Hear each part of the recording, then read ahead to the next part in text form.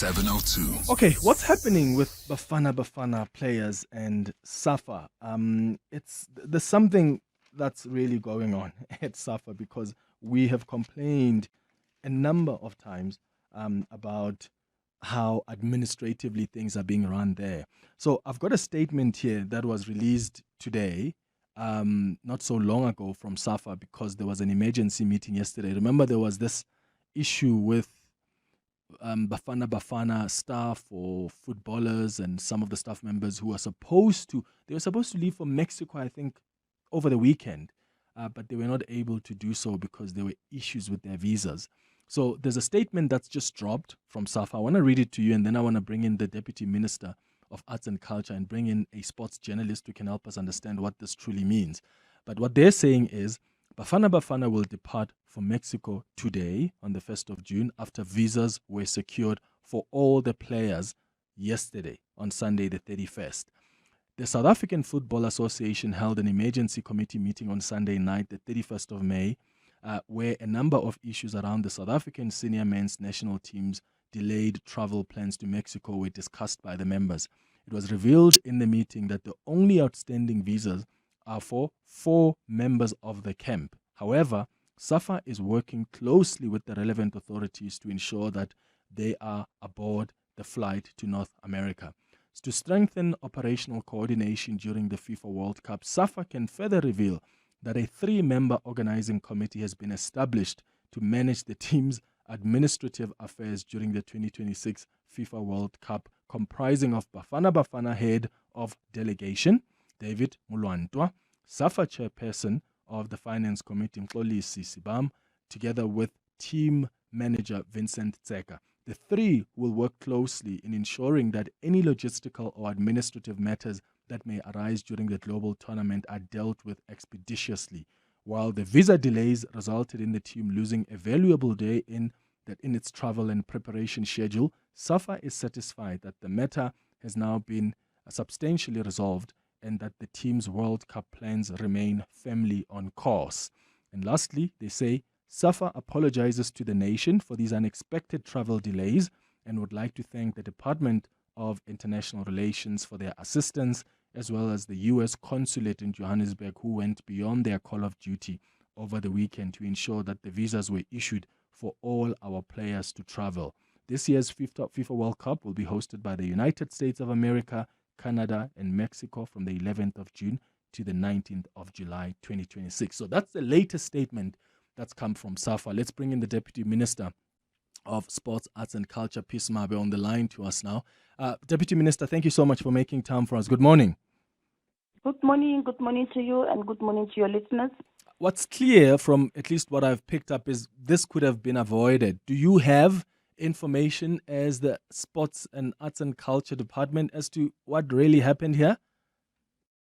Well, I must say that we were not informed about these challenges because we also have relations with DERCO and the minister and DMs in DERCO. We could have intervened, so we were not aware. And it came to us as a surprise as well because when we qualified, when we learned that we have qualified, we had to sit as the department and work out on a strategy.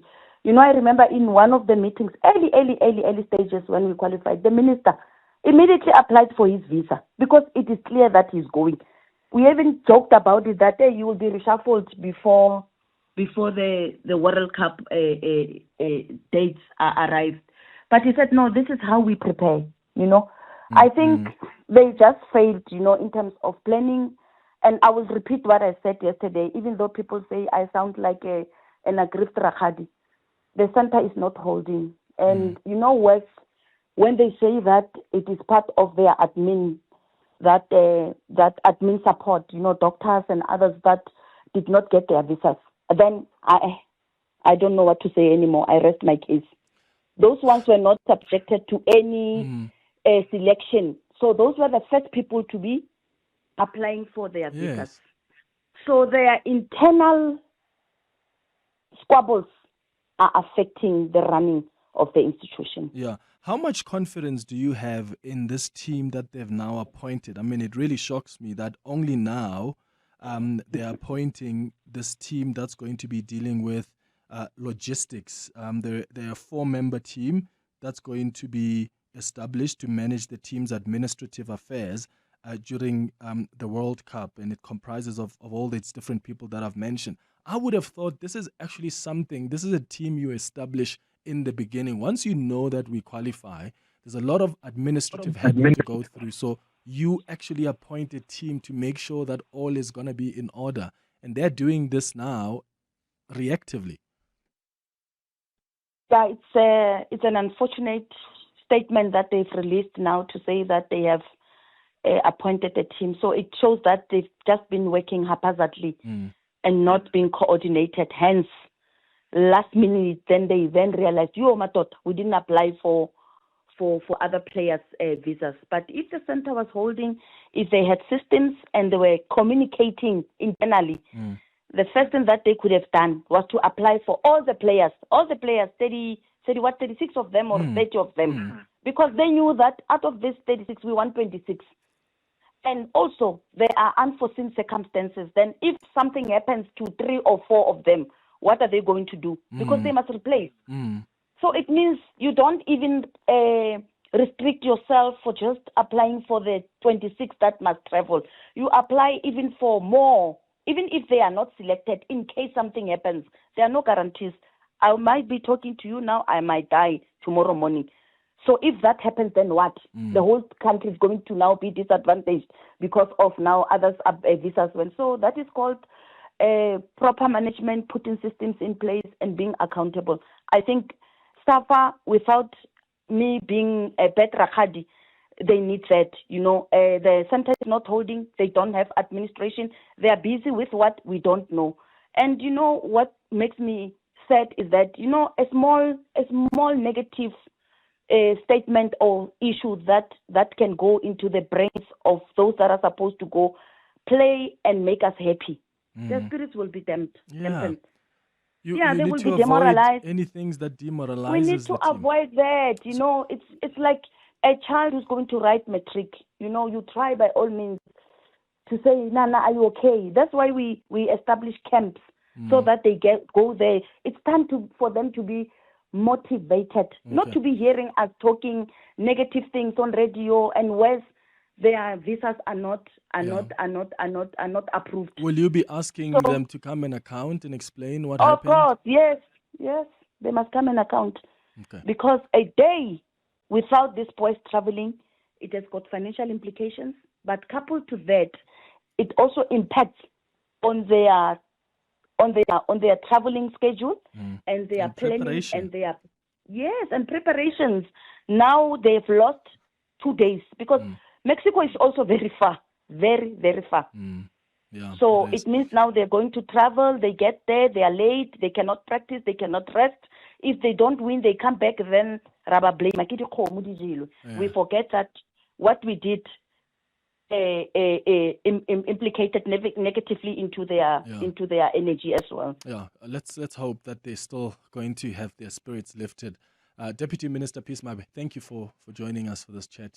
She's the Sports, Arts and Culture Deputy Minister. I want to bring in Mawande Mateza, our EWN colleague here at 702, who is an EWN Sports Reporter, joining me on the line. Mawande, thank you so much for also coming through. Good morning. Good morning, Clement. Thank you very much for having me. So there's this new statement now that's dropped from SAFA. They're announcing this team of about 3 or 4 personnel that are going to be responsible for managing the team's administrative affairs during the World Cup. Is it a little too late? And also there are some people, Mawande, who are saying, you guys are blowing this out of proportion. They've just lost, a day or 2 in travel. It's not really a big deal. You understand this better than we do. What do you think? Um, it it isn't a small deal. I would imagine that Coach Hugo Bruce would have had a schedule that he would have had that needs the team to acclimatize, to recover from their travel, and then to start training again. They have a set game against Jamaica later this week, which is their final warm-up game in preparation for that World Cup opener against Mexico. And at that, there's a lot of acclimatizing that the players have to do in Mexico City specifically because it is so high above sea level. It's got an altitude of above 2,000 meters, which compared to Pretoria is about 1,300 and Joburg is 1,700. So there's a lot of acclimatizing that they need to do. People have been reported to have gotten altitude sickness, for instance, when they arrive in Mexico and in Mexico City and exert themselves too hard initially, instead of taking some time to acclimatize to the conditions. So, I would imagine that Coach Hugo Bruce is one of the most frustrated people in the world right now because of that. And then, putting a three-man committee together to handle the management of the Bafana affairs should not be a necessary requirement.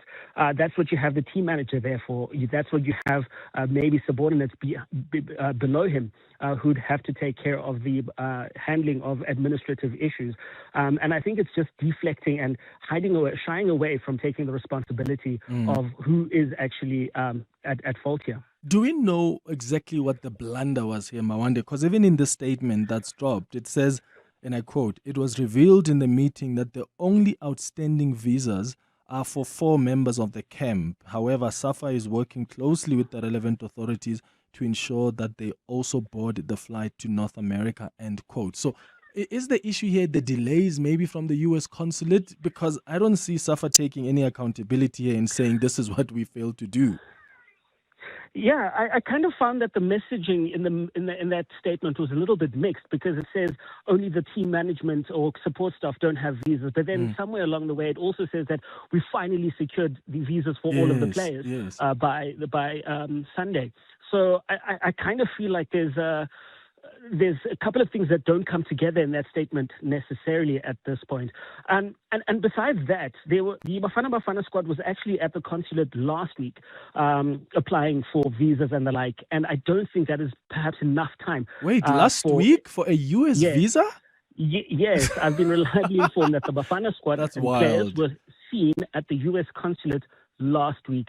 Now, for some people who've been through the process, it takes a really long time. And sometimes you want to be safe and you want to have time to spare as well in case it doesn't come on time and things like that. So that was a major bungle on SAFA's part in only applying that. And the squad, for instance, the provisional squad was meant to be sent into FIFA at the beginning of this month. That is ample time for them to get as many players as possible into the visa application process. And that's also for, players who pull out at the last minute or players who have to be called up at the last minute due to injuries and things like that. Because now you can imagine that if a player doesn't have or a player gets injured now, you're going to have to call up a player who doesn't necessarily have a visa either. And you're starting a whole nother problem. So I do think that SAFA in this particular instance didn't do their due diligence when it comes to applying for visas, didn't do anything on time. And now we find ourselves in this particular instance. What's happening at SAFA, Mawande? I mean, there have been complaints over the years. And I don't know, is anything changing? Are things getting any better? I don't think so. Ask any person who covers football in South Africa and they have to deal with SAFA at some point. It's very difficult to get a straight answer out of them. It's very difficult to get anything where anybody takes responsibility. It's very difficult to get, anything that you need. So it's they aren't the most easiest people to deal with. And it also manifests then in things like this, where, things aren't spoken about in an open and timely manner. Even the apology was a little flat for me, and it didn't have any substance. It just seemed like they wanted to gloss over it to move on to the next thing. And that's just really indicative of what SAFA is at the moment. It isn't an organization, I think, in my opinion, that has the players' interests at heart in the first place. It doesn't have fans at the forefront. It doesn't have the game as the main thing that they are prioritizing. Yeah, that's quite wild. Find ourselves in situations like this. Mawande, thank you, man. Thank you so much for coming through with your insights. Mawande Mateza, EWN Sports Reporter. I'm honestly shocked that the players or squad was only last week. Okay, anybody who's applied for a US visa knows that you have to apply way in time, especially now under this administration. You just need to be extra cautious and go way in time. We knew we qualified way back.